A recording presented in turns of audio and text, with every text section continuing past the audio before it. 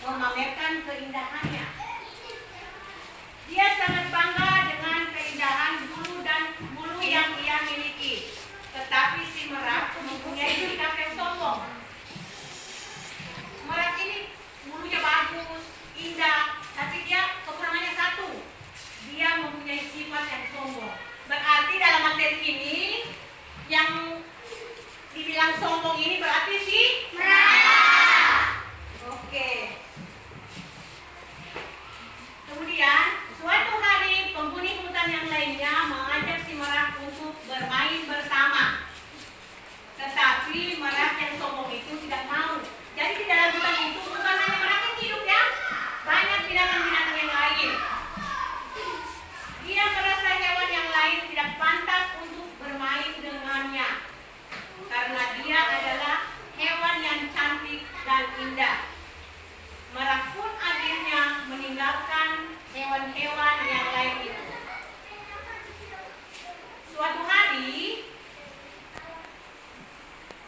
datang seorang pemburu di dalam hutan itu. Tahu pemburu? Tahu. Apa itu pemburu? Menangkap hewan. Ya, menangkap hewan.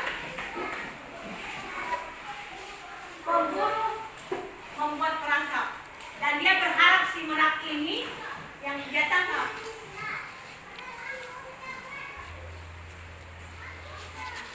Pemburu berharap perangkapnya dapat menangkap si merak. Saat itulah si merak lewat. Si merak berjalan melihat tembok dengan sombongnya. Keadaan hutan itu sangat sepi sekali. Tak ada satupun penghuni hutan yang berada di sekitar itu. Tanpa disadari, si merak menginjak perangkap. Jadi merak ini kena perangkapnya pemburu tadi yang dipasang oleh pemburu ya. Si merak terperangkap dalam perangkap. Dia terkejut dan berteriak minta tolong. Tolong, tolong. Begitulah si merak berteriak. Penghuni hutan yang lainnya mendengar teriakan itu. Dengan cepat segera menghampirinya. Mereka pun berusaha menolong si merak. Si landak pun terkena perangkap itu. Akhirnya si landak terluka.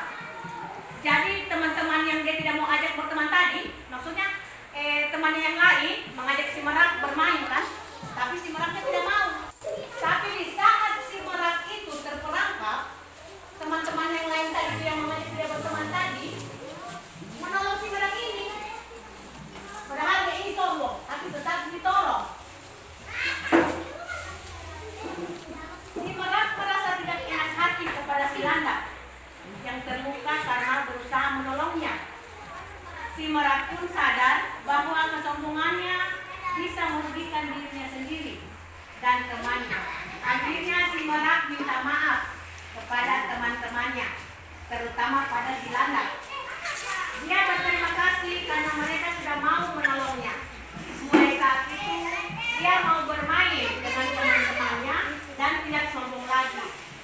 Mereka hidup rukun dan damai di hutan itu. Akhirnya si merak tadi tidak mau berteman.